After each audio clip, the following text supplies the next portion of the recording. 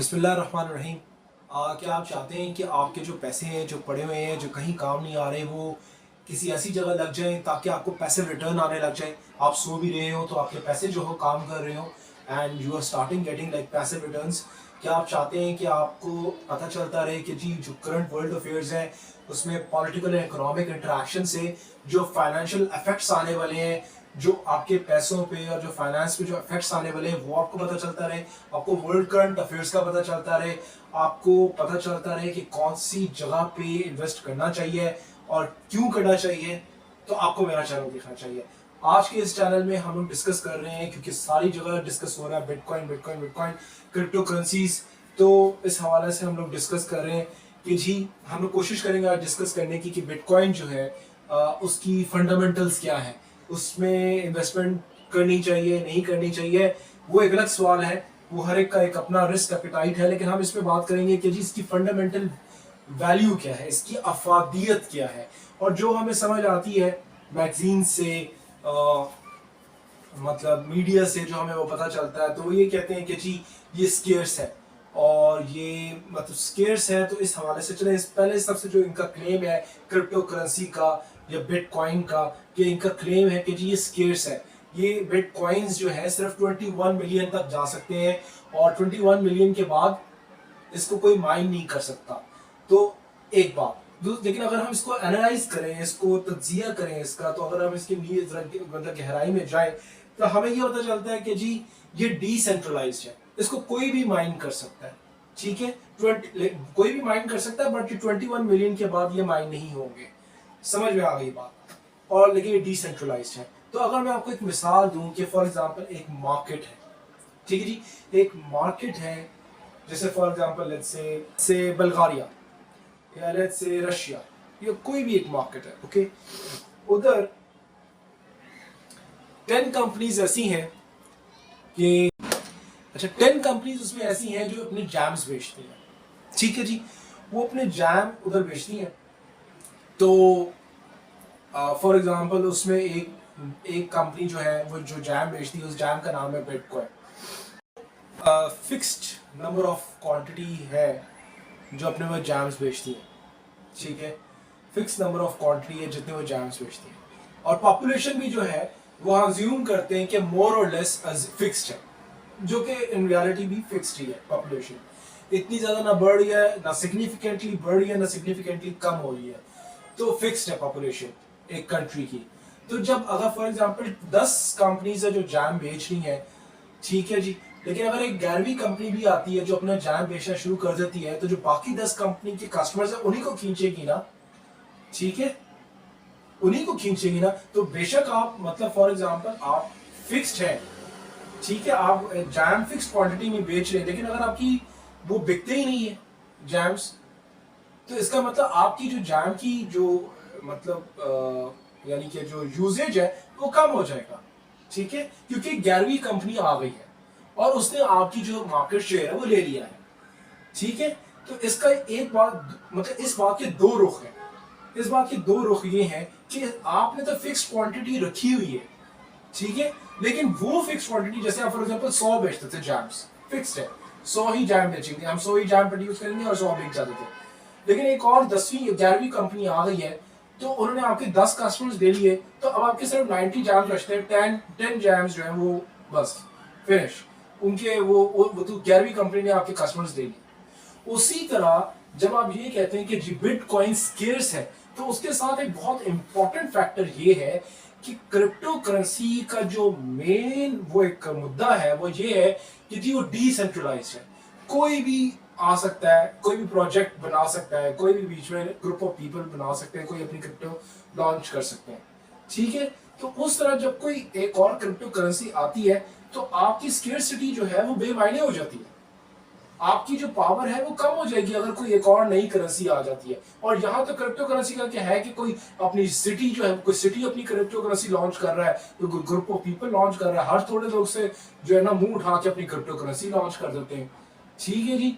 तो इसकी ये जो ये क्लेम है कि जी ये स्केर्स है, तो उस स्केर्स के साथ ये बहुत इंपॉर्टेंट एक फैक्टर है कि ये डिसेंट्रलाइज्ड है, कोई भी बंदा आ जाएगा इस क्रिप्टो करेंसी के अंदर, कोई और क्रिप्टो करेंसी लॉन्च कर देगा और आपकी पावर कम हो जाएगी, आपकी ट्रांजैक्शंस कम हो जाएंगी। दूसरा फैक्टर जो हमें मीडिया से पता चलता है, एक तो ये फैक्टर है कि जी ये स्केर्स है, जो कि मैंने आपको बता दिया कि ये जी अगर कोई और क्रिप्टो करेंसी आएगी तो आपकी ट्रांजैक्शंस, आपका बिजनेस ले लेगी, तो आपका जो बिजनेस कम हो जाएगा, तो आपकी वैल्यू या मतलब जो स्केर्सिटी का जो आप कह रहे हैं, जो स्केर्सिटी का आप क्लेम कर रहे हैं, तो वो मतलब जो है वो नलीफाई हो जाता है, क्योंकि उसकी वैल्यू कम हो जाएगी। स्केर्सिटी का आप इसलिए क्लेम कर रहे हैं कि इसकी वैल्यू बढ़ती चली जाएगी, तो वो वैल्यू जो है बढ़ती नहीं चली जाएगी, क्योंकि एक और नया क्रिप्टो करेंसी लॉन्च हो जाएगी तो आपकी वैल्यू कम हो जाएगी। तो ये जो स्केर्सिटी का जो क्लेम है वो तो नलीफाई हो गया इससे। अगर हम उसके बाद चलते हैं store of value, store of value की बताने की जरूरत ही नहीं मुझे आपको। कभी ये 69 टच करता है तो कभी ये 40 पे आ जाता है, तो स्टोर ऑफ वैल्यू तो रही नहीं। ठीक है, तो स्टोर ऑफ वैल्यू का भी जो आप ये समझ लें कि ये जो क्लेम है ये ना होने के बराबर है। ठीक है जी, ये टाइम टेस्टेड नहीं है। ठीक है जी, तीसरा क्लेम ये कर लें कि जी ये पेमेंट्स जो हैं आने वाले वक्त में वो डिजिटलाइज हो जाएंगी पेमेंट्स हमारे। हाँ, ये कॉन्सेप्ट मतलब कह सकते हैं जी आने वाले वक्त में पेमेंट्स कुछ हद तक डिजिटलाइज हो जाए, लेकिन ये बहुत मुश्किल बात है। मतलब बहुत मुश्किल है। आप देखें कि अगर मैं अज्यूम कर लूं कि जी दुनिया के 10% लोगों को पता है कि किस तरह ये क्रिप्टो करेंसी को जो है हैंडल करना है और किस तरह ट्रांजैक्शन करनी है, ये भी बहुत ज्यादा कर रहा हूँ।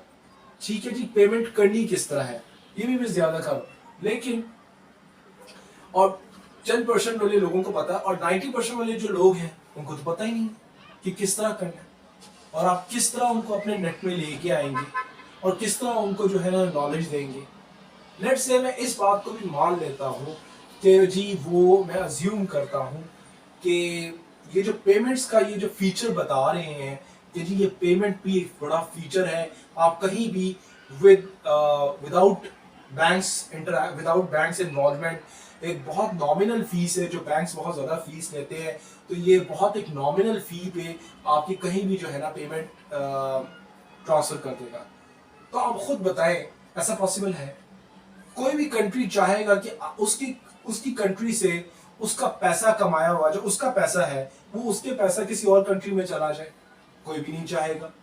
अगर इस तरह होना शुरू हो जाए तो मनी लॉन्ड्रिंग आ जाएगी, कैपिटल फ्लाइट आ जाएगी। यही तो मसला है। क्या मतलब फॉर एग्जांपल क्या पाकिस्तान चाहेगा कि फॉर एग्जांपल मेरे पास पाकिस्तान में 10 लाख रुपए हैं तो मुझे यहाँ मंगवाने हैं और मैं बिटकॉइन के थ्रू मंगवा लूँ। लेट्स से पाकिस्तान अलाउ करता है कि जी बिटकॉइन ऑपरेट करे, अभी तो नहीं कर रहा लेकिन अगर कर देता है तो क्या पाकिस्तान चाहेगा कि वो बिटकॉइन के थ्रू वो पैसे जो है वो मुझे इधर ट्रांसफर हो जाए? ये तो बहुत नुकसान हो जाएगा, मुल्कों को बहुत नुकसान हो जाएगा। कोई भी ये नहीं चाहेगा कि उसकी कोई यानी कि कोई उसकी ट्रैक ना रख सके और वो जो है कहीं भी पैसा जो है ना ट्रांसफर होता फिरे। Nobody wants that. तो ये इनका जो फीचर है पेमेंट्स का, ये भी पेमेंट्स का फीचर भी जो आप समझ लें कि पेमेंट्स का फीचर भी फेल्ड। और इसके भी कोई जो है ना वो पेमेंट्स आप कर सकते हैं विद इन द कंट्री या विद इन द सिटी या विद इन द वो कर सकते हैं, और उसकी मतलब आपकी ये जो है मतलब इसमें प्राइवेसी जो है वो कहते हैं कि जी इसमें आपकी प्राइवेसी रहेगी, किसी और को ये डेटा नहीं दिया जाएगा। ये भी पॉसिबल नहीं है, पेमेंट्स की प्राइवेसी नहीं रह सकती। गवर्नमेंट्स कंट्रीज जो है वो कहती हैं कि नहीं हमें देना पड़ेगा, ये डेटा उनको प्रोवाइडेड होगा। तो फिर बिटकॉइन जो है उसकी अफादियत क्या है? आज ही एक इकोनॉमिक्स का प्रोफेसर कह रहा था कि we know the price of bitcoin, हमें उसकी कीमत पता है, जो कि कुछ लोगों ने ट्रेडिंग करके ऊपर लेके हाइक करके ऊपर ले गए, but we do not know the value of bitcoin. Value of bitcoin का मतलब ये उसकी अफादियत क्या है, उसकी अफादियत क्या, उसकी यूटिलिटी क्या है। जैसे कि ये लोग क्लेम करते हैं, मैंने आपके सामने रख दिया है कि ये स्केर्स है, तो मैंने स्केर्स के साथ आपको बताया कि ये डिसेंट्रलाइज्ड है, कोई और नई करेंसी भी आ जाएगी तो आपकी जो कीमत जो है, आपकी जो मतलब वो जो कीमत है वो कम हो जाएगी। तो आप कहते हैं ना कि जैसे स्केर्स के साथ कीमत बढ़ती जाएगी, फिक्स्ड है स्केर्स है तो कीमत बढ़ती जाएगी, वो कीमत बढ़ेगी नहीं, क्योंकि और कोई भी क्रिप्टो करेंसी लॉन्च हो जाएगी तो वो कम होती जाएगी आपकी कीमत, क्योंकि आपकी ट्रांजैक्शंस कम होती जाएंगी। और नए नए कंपैटिटर्स आते रहेंगे, नए नए competitors in the form of crypto currencies, नई नई क्रिप्टो करेंसीज आती जाएंगी, तो आपके जो है वो मतलब आपकी जो बिजनेस ट्रांजैक्शन तो कम हो जाएंगी, इवेंचुअली आपकी कीमत भी कम हो जाएगी। तो ये जो सबसे पहले हमने जो रेज किया था कि जी ये स्केयर्स है, ये डिसेंट्रलाइज के साथ नॉक ऑफ हो गया, खत्म हो गया। स्टोर ऑफ वैल्यू कितनी वोलेटिलिटी या फ्लक्चुएशन है वो भी मैंने आपको बता दी। पेमेंट्स का फीचर ये भी मैंने आपको बता दिया। तो कोई इसकी अफादियत तो है नहीं। तो क्वेश्चन ये कि क्या हमें इसमें ट्रेड करना चाहिए, क्या हमें फिर भी इसको मतलब कंसिडरेशन में लेके आना चाहिए कि हम इस पर इन्वेस्ट करेंगे ना करें, ये एक सवाल या निशान। और ये हर बंदे का अपना एपिटाइट है, अपना मतलब रिस्क लेने का तरीका है कि वो कितना रिस्क ले सकता है इसके साथ। अभी मैं सुन रहा था, मैं आप लोगों को जा बजा जो है आहिस्ता आहिस्ता मतलब जो भी दुनिया के जो वर्ल्ड करंट अफेयर्स हैं, जो कि जैसे किटको न्यूज़ है, जैसे स्टैंसबरी रिसर्च है, जैसे इकोनॉमिस्ट है, फोर्ब्स है, तो मैं आप लोगों को उनको देख के मैं आप लोगों को उनकी ट्रांसलेट करके जो है ना आपको न्यूज़ देता रहूँगा, ठीक है। तो मैं आपको ये बताना चाह रहा हूँ कि क्या मतलब हम लोग मतलब अफोर्ड कर सकते हैं इतना रिस्क। और अभी जैसे मैंने अभी ये बात बीच में रह गई कि उसमें ये बात कर रहा था कि जी आज जैसे ये जो है बिटकॉइन 52 या 51 के बीच में दरमियान में रहा तकरीबन इसमें है, तो उन्होंने कहा कि ये दोबारा जो है 30 टच करना है इसने, ठीक है, 30 टच करेगा तकरीबन। ये जैसे मैंने ये भी मैं आपको बताऊं कि मैं न्यूज़पेपर्स से और गैरेथ सोलोवे से और भी ये जो लोग हैं उनसे ये मैं सुन के कोट कर रहा हूँ कि $32,000 को ये दोबारा टच करेगा, ठीक है। तो फिर मेरा ख्याल है कि इसको कंसिडरेशन में रखना चाहिए। अभी के लिए it's a very risky investment.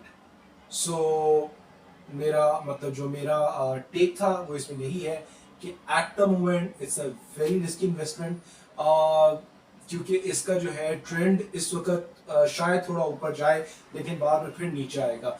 जब ट्रेंड ऊपर हो तो कमाना आसान होता है कि थोड़ी ऊपर थोड़ा नीचे, थोड़ा ऊपर थोड़ा नीचे जाता रहता है तो आप कमा सकते हैं। लेकिन जब ट्रेंड ही नीचे को हो तो उसमें कमाना बहुत मुश्किल होता है एंड इट्स वेरी रिस्की कि उसमें बंदा कमा सके, बहुत मुश्किल होता है उसमें कमाना। और इनफैक्ट चाहे आप डे ट्रेडर्स हैं, डे ट्रेडिंग करते हैं, उसमें भी कमाना जो है अगर ट्रेंड नीचे को जा रहा है तो उसमें डे ट्रेडिंग में भी कमाना बहुत मुश्किल होता है। कुछ लोग होते हैं कि जी जो लॉन्ग टर्म इन्वेस्टर्स होते हैं, आपने बिटकॉइन लिया 1 हफ्ता 2 हफ्ते 1 महीना 2 महीने और आप आराम से अपने पास रखा and that's it, you don't want to trade it. जब प्राइस आपके मतलब उस पर आएगी, जब आपके लेवल पे आएगी जो आपने सेट किया है, तब आप बेचेंगे उसको।